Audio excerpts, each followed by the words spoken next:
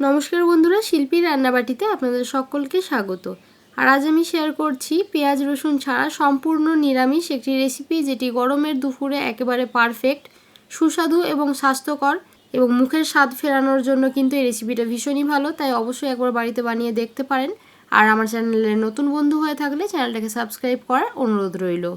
এর জন্য এখানে আমি হাফ কাপ পরিমাণে মসুর ডাল নিয়ে নিয়েছি। ডালটাকে 2-3 বার জল পাল্টে ভালোভাবে ধুয়ে বেশ কিছুটা জল দিয়ে ভিজিয়ে রেখেছিলাম 2 ঘন্টার জন্য।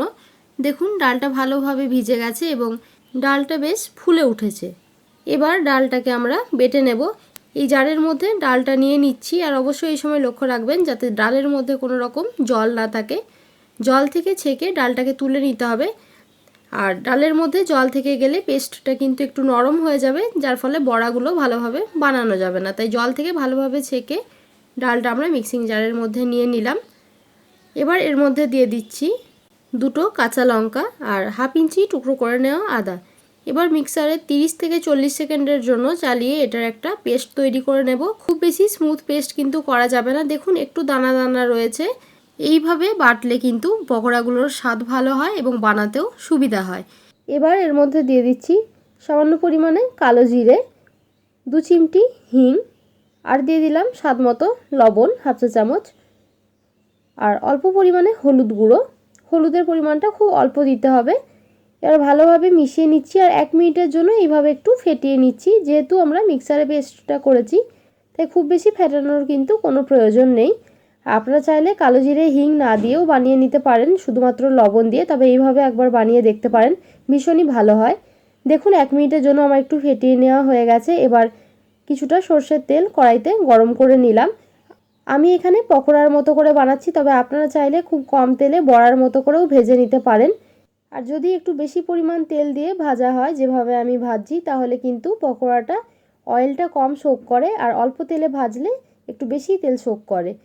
আর যেহেতু পকোড়া হয়ে যাওয়ার পরে তেলটা আমাদের থেকে যাবে, সেই তেলটা দিয়ে আমরা বাকি রান্নাটাও করতে পারবো, বা চাইলে কিছুটা তেল কমিয়ে রেখে আপনারা পরেও ব্যবহার করতে পারেন। তাই খুব কম তেলে কিন্তু কখনোই ভাজবেন না, তাতে কিন্তু খাবারটা ভালো হবে না। দেখুন এইভাবে আমি সমস্ত পকোড়াগুলো বানিয়ে নিচ্ছি। মিডিয়াম ফ্লেমে ভালোভাবে উল্টো পাল্টে একটু লালচে করে ভেজে নেব, আর বাকি পকোড়াগুলোও এইভাবে বানিয়ে নেব। আর এইভাবে যদি পকোড়া বানানো হয়, এটা শুধুমাত্র রান্না করে নয়, যদি ডাল ভাতের সাথেও খাওয়া হয় সেটাও ভীষণ ভালো লাগে, বা সন্ধেবেলায় চায়ের আড্ডাও কিন্তু খেতে ভীষণই মচমচে হয়, ভীষণ ভালো লাগে। এইভাবে অবশ্যই আপনারা একবার বানিয়ে দেখতে পারেন। দেখুন লালচে করে পকোড়াগুলো আমার ভেজে নেওয়া হয়ে গেছে। এবার তুলে রাখছি। আর বাকি পকোড়াগুলোও কিন্তু একইভাবে ভেজে নেব। পকোড়া ভেজে নেওয়া হয়ে গেছে। এবার এখানে আমি নিয়ে নিয়েছি 100 গ্রাম পরিমাণে ঢ্যাঁড়স। ঢ্যাঁড়সগুলো ভালোভাবে ধুয়ে তারপরে এইভাবে লম্বা লম্বা টুকরো করে কেটে নিয়েছি। ঢ্যাঁড়স সবসময় রান্না করার সময় কিন্তু আগে ধুয়ে তারপরে কাটবেন, কাটার পরে আর ধোবেন না। এবার ওই পকোড়া ভাজার তেলেই দিয়ে দিচ্ছি হাফ চা চামচ লবণ আর সামান্য পরিমাণে হলুদ গুঁড়ো হাফ চা চামচ মতো। ভালোভাবে মিশিয়ে নিচ্ছি। এবার দিয়ে দিচ্ছি ঢ্যাঁড়স। ঢ্যাঁড়সটা দিয়ে মিডিয়াম ফ্লেমে আমরা ভালোভাবে একটু নাড়াচাড়া করে ভেজে নেব। আর ঢ্যাঁড়স ভাজার সময় সবসময় যদি ঢ্যাঁড়স দেওয়ার পর হলুদ আর লবণ দেওয়ার থেকে আগে তেলের মধ্যে দিয়ে দেওয়া হয়, তাতে রান্না করতে সুবিধা হয়। একটু নাড়াচাড়া করে ভেজে নিলাম। এবার ঢাকা চাপা দিয়ে রান্না করে নেব 2 থেকে 3 মিনিটের জন্য। এই সময় লক্ষ্য রাখবেন যাতে তলা দিয়ে লেগে না যায়। দেখুন ঢাকা দিয়ে আবারও 2 মিনিট রান্না করে নিলাম। এবার তুলে রাখছি। আর এইভাবে ঢাকা চাপা দিয়ে রান্না করলে বেশ ভালো নরম হয়ে যায় এবং লবণটাও ঢ্যাঁড়সের মধ্যে ভালোভাবে চলে যায়, তাতে খেতে ভালো লাগে। ভালোভাবে ভেজে নেওয়া হয়ে গেছে। এবার তুলে রাখছি। এবার একটা মশলার পেস্ট বানিয়ে নেব। এর জন্য দিয়ে দিলাম 1 চা চামচ কালো সর্ষে, হাফ চা চামচ গোটা জিরে, আর হাফ ইঞ্চি পরিমাণ আদা, আর দিয়ে দিলাম 2 কাঁচা লঙ্কা। আগেও আমরা লঙ্কা ব্যবহার করেছি, তাই ঝালটা নিজেদের পছন্দ মতো একটু বুঝে দেবেন। এটার একটা স্মুথ পেস্ট বানিয়ে নেব। আর এখানে নিয়ে নিয়েছি একটা ছোট সাইজের আম। আমটার খোসা ছাড়িয়ে এইভাবে ছোট ছোট টুকরো করে কেটে নিয়েছি। ঢ্যাঁড়স ভেজে নেওয়ার পর যদি কড়াইতে তেল থাকে তাহলে ওই তেলেই রান্না করবেন। যেহেতু তেলটা এখানে শেষ হয়ে গেছে, তাই সামান্য পরিমাণে একটু তেল দিয়ে দিলাম। আর দিয়ে দিলাম হাফ চা চামচ 5 ফোড়ন। ফোড়নটা একটু নাড়াচাড়া করে ভেজে নিলাম। এবার দিয়ে দিলাম কেটে রাখা আম। আমটা দিয়ে 2-1 মিনিটের জন্য একটু নাড়াচাড়া করে ভেজে নিতে হবে। দেখুন আমটা ভেজে নেওয়া হয়ে গেছে। এবার সর্ষে জিরে আর আদার যে পেস্টটা আমরা বানিয়েছিলাম, ওই পেস্টটা দিয়ে দিলাম।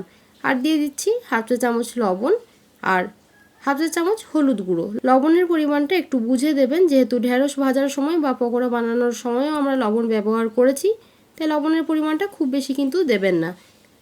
আর এই রান্নায় আমরা কোনো রকম গুঁড়ো মশলা ব্যবহার করব না। ভালোভাবে কষিয়ে নিলাম। আর অল্প একটুখানি কাশ্মীরি লঙ্কার গুঁড়ো দিয়ে দিচ্ছি, তাতে দেখতে ভালো লাগবে। আপনারা চাইলে লঙ্কার গুঁড়ো ছাড়াও বানাতে পারেন, কোনো অসুবিধা নেই। দেখুন ভালোভাবে মশলাটা কষিয়ে নেওয়া হয়ে গেছে, মশলা থেকে তেল আলাদা হয়ে গেছে। এবার এর মধ্যে দিয়ে দিচ্ছি আগের থেকে ভেজে রাখা ঢেঁড়সটা দিয়ে আবারও 1-2 মিনিটের জন্য একটুখানি কষিয়ে নেব। আর আম দেওয়ার জন্য এই রান্নায় কিন্তু ভীষণই ভালো একটা টেস্ট হয়, আর এই গরমের দিনে মুখের স্বাদ ফেরাতে কিন্তু এটা ভীষণই ভালো। দেখুন 1-2 মিনিটের জন্য আবারও ঢেঁড়সটা দিয়ে ভালোভাবে আমি কষিয়ে নিয়েছি। এবার এর মধ্যে দিয়ে দিচ্ছি পরিমাণ মতো জল। আমি এখানে গরম জল ব্যবহার করেছি, আর জলের পরিমাণটা একটু বেশি দিতে হবে, কারণ এটা একটু ঝোল হবে।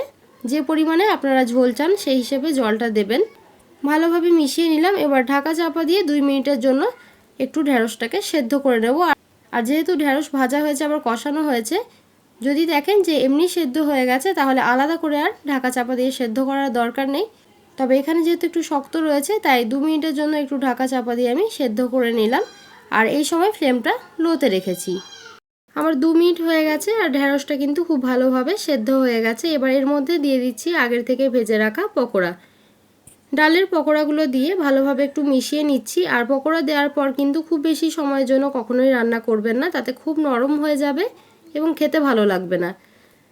মিডিয়াম ফ্লেমে 1 মিনিটের জন্য ঢাকা চাপা দিয়ে রান্না করে নিলাম।